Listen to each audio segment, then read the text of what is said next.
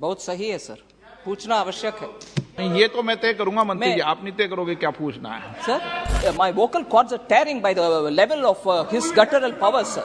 उनके हिंदी कमजोर बोल रहे हैं, मेरा हिंदी भी कमजोर है, फिर भी कमजोर हिंदी को कमजोर हिंदी में जवाब दे रही हूँ सर। मैं शूद्र हूँ, मेरे को स्वच्छ हिंदी नहीं आता होगा, वो ब्राह्मणवादी होगा, उनके लिए लैंग्वेज अच्छा होगा, कोई कोई कोई कोई प्रॉब्लम नहीं है। ऐसे थोड़ी। माननीय सदस्य, आपको कोई तकलीफ है क्या?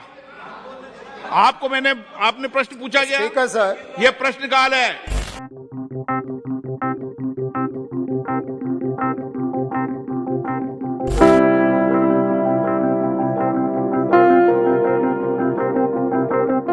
आज सरकार के चिंता ऐसा है कि इन लोगों का कुर्सी बचाने का चिंता है, ना रुपए गिरने का रोकने के लिए कोई चिंता नहीं है, कोई एक्शन प्लान लिए। जब 66 रुपीस में रूपी था, आईसीयू में चला गया। आज के तारीख में according to our finance minister reply 83 rupees 20 paisa. ICU से दो रास्ते हैं सर, एक रास्ता ठीक होकर घर पर आना, दूसरे रास्ता मार्चरी को जाना। तो ये 83 रुपीस 20 पैसा अगर रुपए का वैल्यू था डॉलर के, तो हम सीधा सीधा मार्चरी में चला जा रहा है। इसीलिए मैं ये पूछना चाह रहा हूँ हमारे फाइनेंस मिनिस्टर से, अगर आईसीयू से घर लाने के लिए कोई एक्शन प्लान है क्या? वो उसके मेरा और नरेंद्र मोदी जी का एक ही सवाल है, कब घर पे लाएगा? उनके हिंदी कमजोर बोल रहे हैं, मेरा हिंदी भी कमजोर है, फिर भी कमजोर हिंदी को कमजोर हिंदी में जवाब दे रही हूँ सर। सर, माननीय प्रधानमंत्री जी जब मुख्यमंत्री थे, उनका उस बयान को उठा करके अभी पूछ रहे हैं, बहुत सही है सर, पूछना आवश्यक है। नहीं, ये तो मैं तय करूंगा मंत्री जी, आप नहीं तय करोगे क्या पूछना है। सर, इस तरीके का पूछने का जवाब उसको पूछना नहीं पूछना है तो मैं तय करूंगा। वो सही बात है सर। हाँ, मगर अगर वो कोटेशन के साथ उस जमाने के इकोनॉमी के बाकी सब इंडिकेटर्स को भी याद दिलाते, आईसीयू इकोनॉमी पूरे आईसीयू में थे, पूरे इकोनॉमी आईसीयू में थे सर। विपक्ष के नेता बैठकर सुनना चाहिए सर। सर, जब तक वो खड़े हैं मैं भी खड़े रहूंगी, मगर जवाब पूरे देने का मौका उनका रिकॉर्ड में नहीं हो रहा, आपका रिकॉर्ड में हो रहा है। पूरे इकोनॉमी, सिर्फ डॉलर, सिर्फ रुपी नहीं, पूरे इकोनॉमी तब आईसीयू में थी।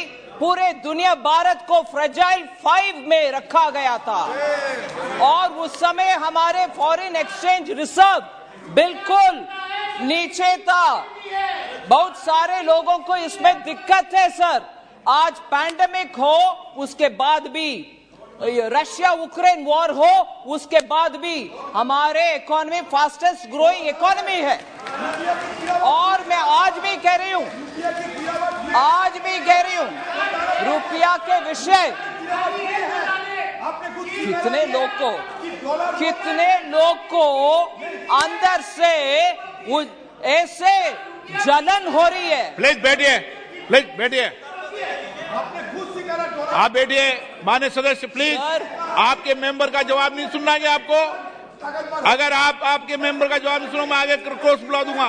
प्लीज आप सर, इस सदन में दुख की बात है कि हमारे सदस्यगण भी, हमारे विदेश में अगर हमारे दुश्मन कोई है, उन जैसे अगर हमारी इकोनॉमी अच्छा चलता है और अच्छे फास्टेस्ट ग्रोइंग इकोनॉमी है, फिर भी उसके ऊपर जलन से बात करने वाले लोग इधर है, वो दुख की बात है। क्योंकि जब देश अच्छा आगे बढ़ रहा है, सब उसमें गर्व लेना चाहिए, ना कि मजाक उड़ाना। ये मजाक उड़ाने की बात है सर। फास्टेस्ट ग्रोइंग इकोनॉमी और डॉलर, पूरे डॉलर विदेश में स्ट्रांग हो रही है। सिर्फ इकोनॉमी भारत का उसके खिलाफ खड़े हो रहे हैं, उसको आनंद लेना चाहिए, ना कि ऐसे मजाक की बात। शर्म होना चाहिए sir.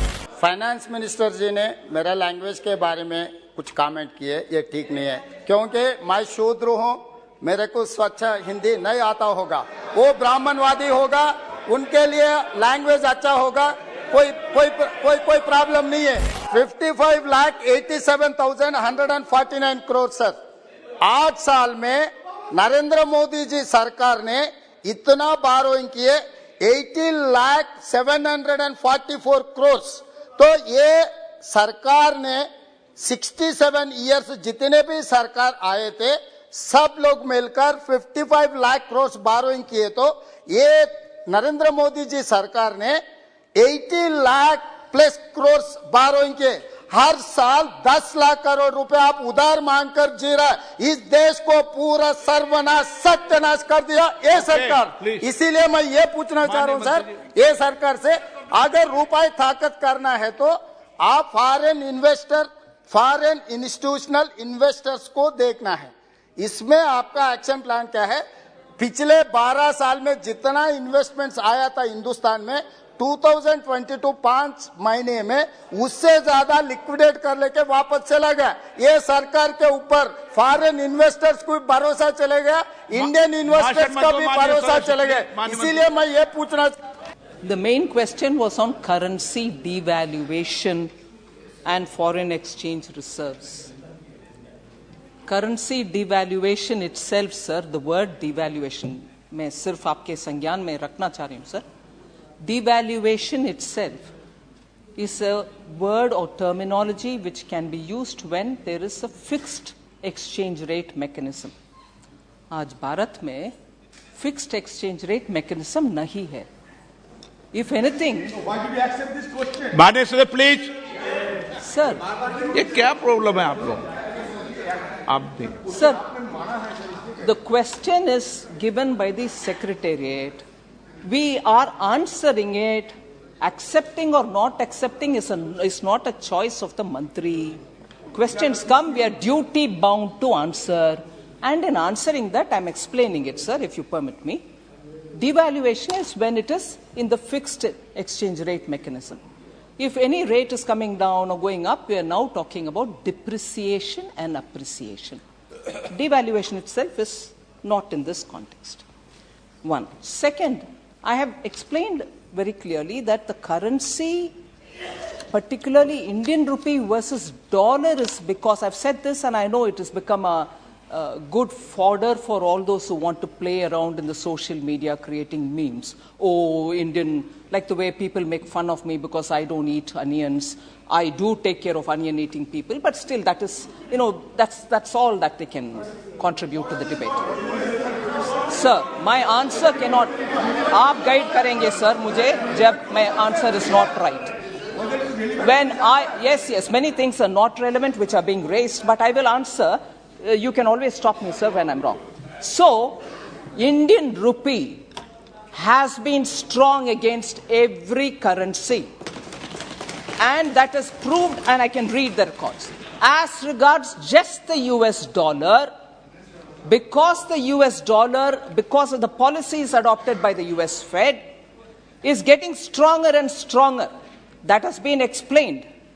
Now, as regards the foreign exchange reserve, Reserve Bank has used foreign exchange reserve that it has to intervene in the market only to make sure that the dollar and rupee fluctuation doesn't go too much. In the sense, volatility of that kind of a fluctuation becoming too much can lead to very many different consequences. So foreign exchange reserve to some extent was used by the Reserve Bank.